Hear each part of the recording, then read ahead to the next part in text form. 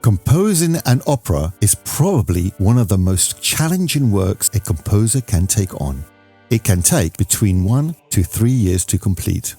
Before you attempt such a project, you need to first ask yourself if you have the time and stamina, as well as the musical knowledge. You will need to compose for an orchestra as well as for a choir, and there will be a choir. Know the range of the singing and talking voice and understand how to write a recitative. Then there's the libretto. This contains the script, storyline, stage scene, informing actors what to do, where to stand and so on, all of which will also be used by the director. The libretto is also what the composer bases his music on, dictating the mood of a scene, such as sad, dramatic, romantic, etc. You should also be familiar with certain terms such as act, scene, aria, and recitative, with recitative being probably the most challenging part of writing an opera. It will require combining notes with normal speech tones without making it sound like a full-blown out song. This means separating words into syllables and writing a note for each, creating a natural, melodic, talking melody. This is unlike writing words to a song where the text can be repeated and adapted to the given melody. So, let's look at a few common terms. The opera. An opera is a theatrical play presented in a musical form in which singers and orchestra perform a dramatic work based on a libretto. An opera can last up to 3 hours and in some cases longer. Your first opera will most probably have a more discreet minimalistic setting, but that doesn't mean you don't need to include your scenic settings in your libretto. The libretto.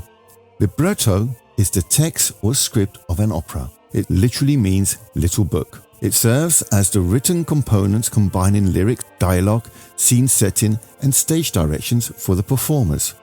A libretto is written by a librettist who has the ability to transform normal text of a storyline or a book into poetry. The composer could also be the librettist, but most choose not to do so as they would prefer a poet to bring out the most from the text. A well-crafted libretto should be poetic and expressive, while also allowing the composer to write with a natural flow within the music. That is why the librettist works closely with the composer. The overture. An overture is what the audience is first confronted with when an opera starts, before the curtain raises. It can either be an unrelated piece of work or as a prelude leading into the first scene by setting up the mood, known as the overture prelude, or as a potpourri incorporating melodies from the opera. That would be called an overture potpourri. The overture, which is French for opening, was used during Mozart's time as music for when the audience were buying tickets, drinks and snacks and whilst finding their seats, not unlike going to the cinema today where music is being played over the speakers whilst buying your goodies and finding your seat. It wasn't until the beginning of the 19th century that the overture became an intricate part of the opera experience. No longer just a piece of music, but as part and parcel where composers were writing overtures as concert works. These overtures were called concert overtures and were also performed independently as standalone concert works at orchestral events. The fact that we are listening to Mozart's overtures as independent works is a sign of his unforeseen vision. Regardless of prelude, potpourri, or concert overture, the length should not exceed 5, maybe 6 minutes in length. However, just because Rossini's Winstel overture clocks in at 12 minutes does not mean you must do the same. Important to note is if the overture is too long, you might just lose the audience's attention. So, if it's going to be longer than 6 minutes, make sure it is brilliant. And I mean brilliant, not just good. The musical form of the overture nowadays is left to the composer. As reference, the concert overture was in one movement and took either the classical sonata form or the symphonic poem free form. Act. Acts are the chapters of an opera, used by the composer to divide the work, often with breaks in between. In a 4-act opera, a break would occur after the second act. Although there are no limits on the number of acts, one should aim for no less than 2 and no more than 4. Using the storyline of the life of Jesus as an example on how to divide your opera into acts, we would use the first act for his birth and introduce the main characters and his experience as a child, aiming at characteristics needed to justify his actions later on.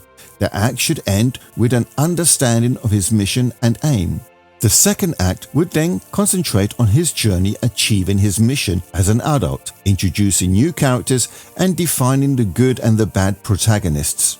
Again, the act should end with tension for the audience to want to know more. A good point here would be when Judas kisses Jesus, leading to Jesus' arrest.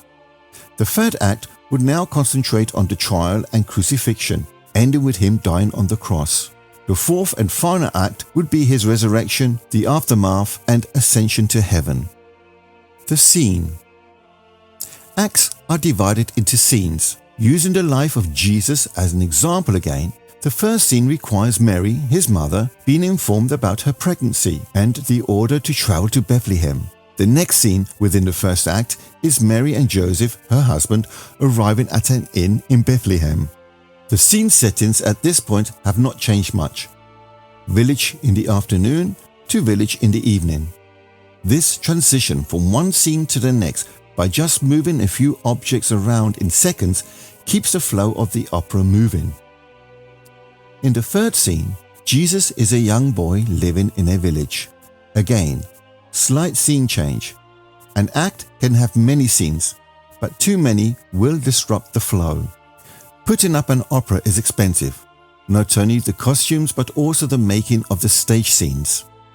Therefore, it is advisable to keep the scenes within the act in the same or similar environment by avoiding moving from a desert scene to a city scene to a mountain scene. Even if you have the minimum amount of scene settings, try to avoid scenes which require more than a few seconds for conversion. Saying that, some opera houses have resorted to minimalistic settings, which in the end doesn't really matter what the scene looks like. The replacement of a table and chair for a bed on an empty stage is sometimes all it takes to change a scene. The aria.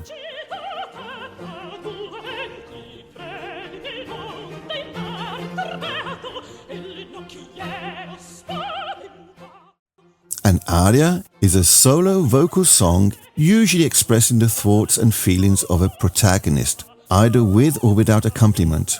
It is often sung during moments when the action pauses, allowing a character to musically express their emotions. Coloratura.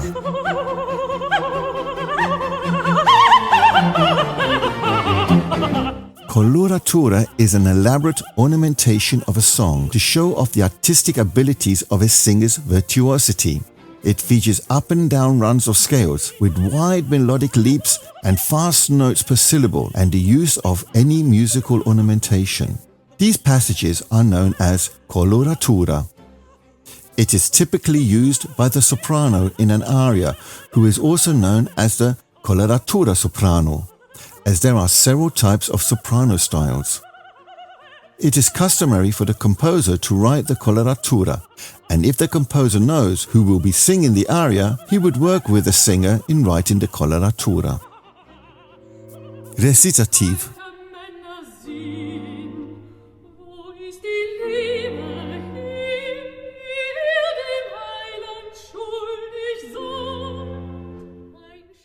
The recitative is a style of singing which pitches and follows the rhythmic movement of ordinary speech.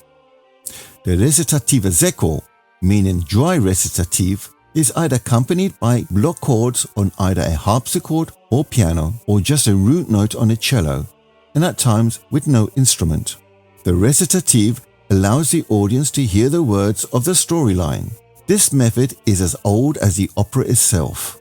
Nowadays, with monitors displaying the text above the stage, some composers use a mild form of recitative accompanato, which is an accompanied recitative but with a small ensemble of the orchestra. The more elaborate recitative accompanato uses the full orchestra. The use of the recitative varies from one composer to another.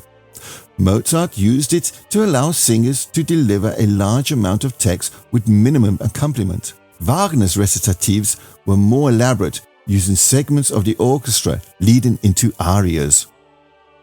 Opera seria.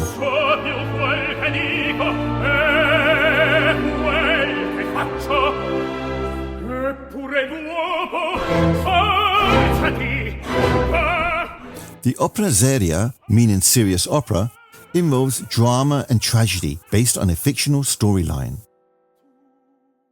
Opera buffa.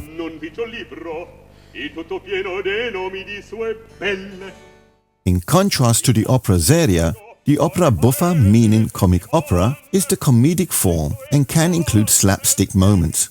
It does not need to be hilarious, but at least light-hearted and comical. Opera verissimo.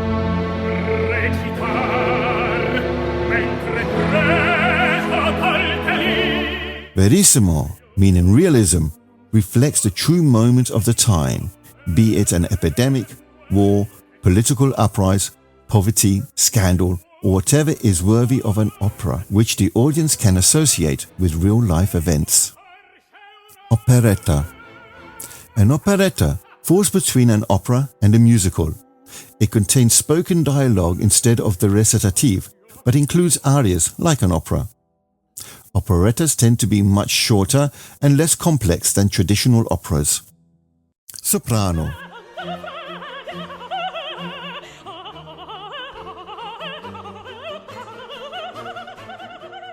This is the highest female singing voice.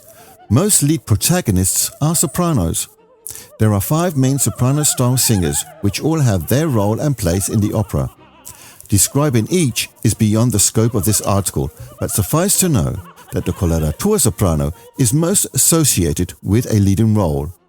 Others are soubretta soprano, lyric soprano, spinto soprano, and dramatic soprano. Mezzo soprano.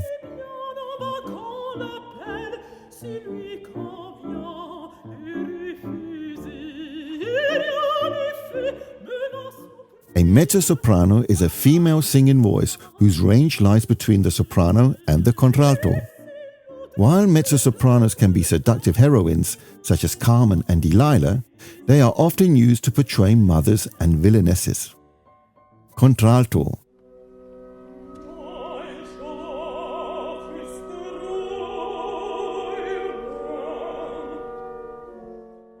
Simply called alto, the contralto is the lowest female singing voice, giving off a strong middle and lower register, which is usually reserved for the older female characters.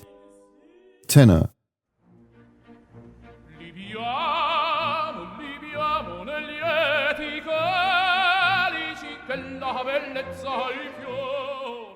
This is the highest adult male singing voice. Tenors are almost always the heroes taking on the lead role in an opera. Baritone.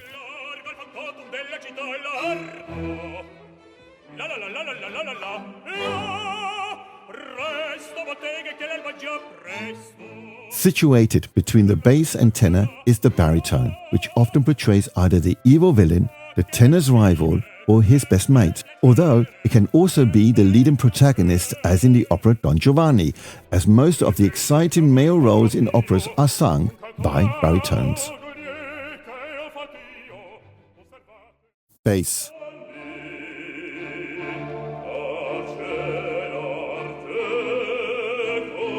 The lowest male singing voice is the bass.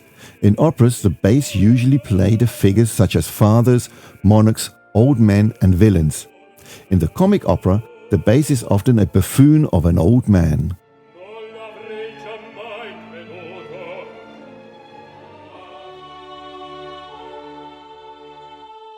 Thank you for looking in. If you would like to know more on being a better musician, click the bell icon and give a thumbs up to show your support.